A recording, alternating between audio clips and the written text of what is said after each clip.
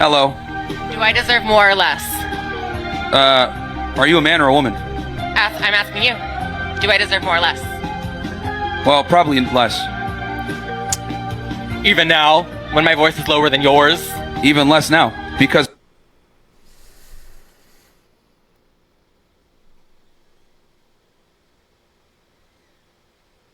So he or she, whatever, just proved that they're faking.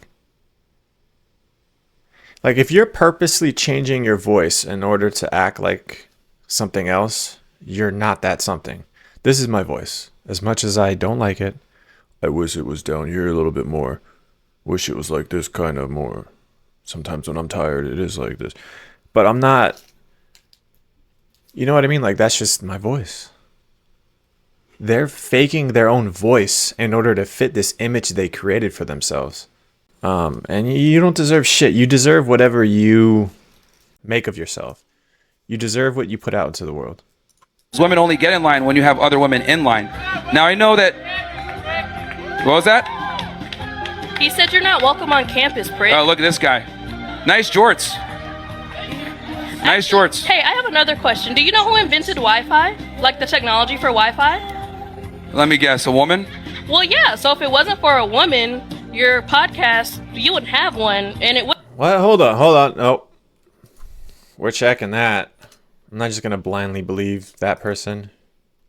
Okay. I asked the artificial intelligence that never lies and is always 100% accurate. Okay. The claim that a woman invented the technology for Wi-Fi is partially true, but also oversimplified. I imagine that it was. Here's the accurate breakdown. Hedy Lamarr, an Australian-American actress and inventor, co-invented a frequency-hopping spread spectrum technology during World War II. This was originally intended to prevent enemy interception of radio-controlled torpedoes. The principle of frequency hopping is foundational in modern wireless communication, including Wi-Fi, Bluetooth, and GPS. She worked on this invention with composer George Antheil. So, not entirely accurate.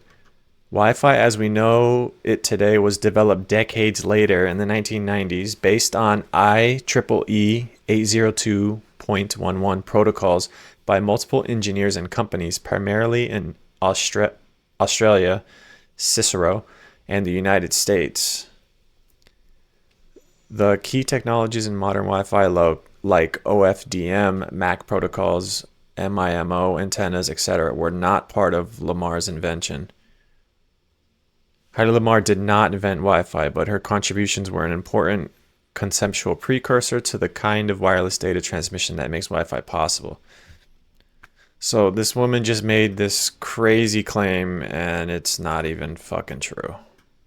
So she doesn't even know who. Wouldn't have gotten demonetized. Oh, good one. Yeah, so here's the thing. We do direct connect on our pod, so... I don't care. Wi-Fi is... Oh, now it's I don't care. Oh, And then she says she doesn't even care. okay, great. Hello, sir? Make sure to hit the gym as well. Sir? Hey, Hey, just being honest, man. sir? You're... Yeah, look at this guy. Look at this guy. Sir, Hey, if you're here to the have girls a aren't gonna conversation, fuck you, man. I'm trying to have one with you. Like, the girls aren't gonna fuck you, bro. White knighting is not gonna do it. No, okay, it's not. hi. Would you like to have an actual conversation? This is fucking awesome. It's a learned skill that they need to develop to learn how to properly deal with women. So Why that do they you don't need to end learn up- how to deal with people? See, this is exactly what I'm talking about. I teach guys to avoid women like you, as a matter of fact. Thank you. Stay away Yeah, from me. yeah, well, I don't know. You should be in the kitchen somewhere, but it's fine. We'll have this discussion. Hello. Do I? Dude.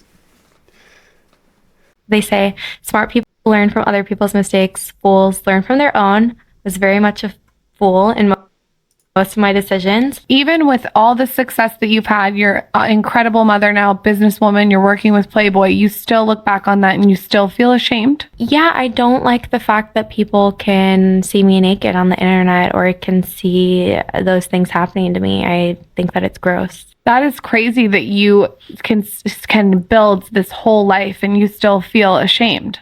I mean, I'm proud of myself and what I've done, and I wouldn't take anything back. However, it's not like She wouldn't give anything back either, meaning she's willing to tell them to take all those videos down, but she's not willing to pay the fucking money back that they paid her to have those videos up.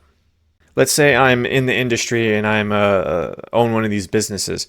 You contact me and say, hey, you're ashamed, you want to take the videos down. Okay, give me back the $5,000, $10,000 per hour or whatever that you were getting paid for that, and I'll happily take it down. We had a business deal, right? You signed a contract and you want to break the contract. Okay, then give me the money back. I like the idea that people can view that of me. I personally, those videos make me want to throw up. But that is why I keep talking about it and why I'm open. In some of those videos, she is throwing up. You know what I mean? Sorry, that's fucked up. Open to sharing, because if you can just help one person, it really does matter. One of the worst, honestly, I feel like I'm in denial sometimes and I can't accept some of the things that I've done. There is one thing that, you know, I tried talking to a therapist about before, something that I had to do for a scene that was really rough for me. Basically, this guy had a bowl and he like gagged me until I threw up into it, and then he like pissed in the bowl, and during the scene he asked me to drink it, and I didn't. That's so fucking hot. I mean, terrible. Didn't know how to say no. It was one of the most disgusting, foul scenes I ever had to do, and I'm telling a therapist this, and they don't even fucking know what to say to me. Yeah. No one can relate. Like, no one fucking knows what to say about it. One of the Bro, she's acting like she was forced. I'm so tired of this. I'm so tired of this idea that women are like these helpless little children and they can't make their own decisions. And if somebody tells them to do something, that they have to do it because they're afraid and they don't have right. Oh, it's so fucking annoying and obnoxious. She could have said no. She said yes for the money. Yeah, it's fucked up, but what the fuck, man? The American Airlines plane can be seen flying towards the airport before the two collide, causing a mid-air explosion and fall into the river. Bro. In a second video, you can see the Army helicopter and American Airlines plane travel toward each other. No, After the collision and subsequent explosion, the airliner can be seen spinning into the water, and the Black Hawk is also seen falling into the water. Dude. The American Airlines plane can... Yo, how many people fucking died? The helicopter crew appeared to have made more than one mistake. Not only was the Black Hawk flying too high, but in the final seconds before the crash, its pilot failed to heed a directive from her co-pilot, an Army flight instructor, to change course. Correct me if I'm wrong, but planes and helicopters have like a record of everything that's going on inside it's called like a black box or something like that.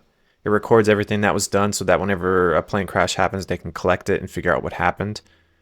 Radio communications, the tried and true means of interaction between controllers and pilots, also broke down. Some of the controllers' instructions were stepped on, meaning that they cut out when the helicopter crew pressed a microphone to speak, and important information likely went unheard. That's that selective hearing issue.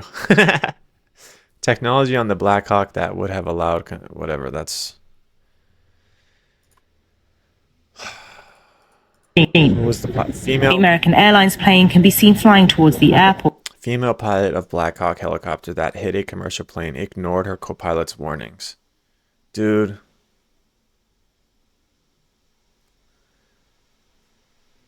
Accidents happen and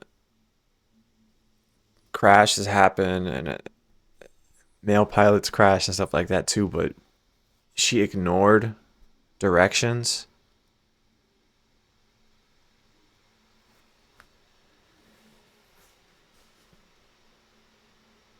And a lot of people died. What the fuck, man? Wondering what it's like to travel as a trans person in America right now. I just checked in for my flight, and when I showed the guy my ID when I was dropping off my bag, he audibly said my dead first and middle name, so like everyone around could hear. So that's fun. If you're wondering what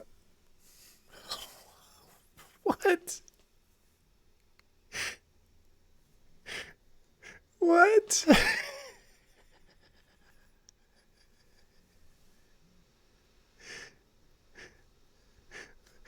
Wait, what? I gotta no. This can't. This is for real. what it's like to travel as a trans person in America right now, I just checked in for my flight, and when I showed the guy my ID when I was dropping off my bag, How do you know he was a guy? What do you mean you showed the guy your ID? How do you know that he was a guy? he audibly said He? There he goes again. my dead first and middle name, so like everyone around could hear. So that's fun. If you're wondering I'm going back to watching funny shit. This shit is obnoxious. It's fucking annoying. Like, this is Victim Olympics. This is crazy. Fuck this.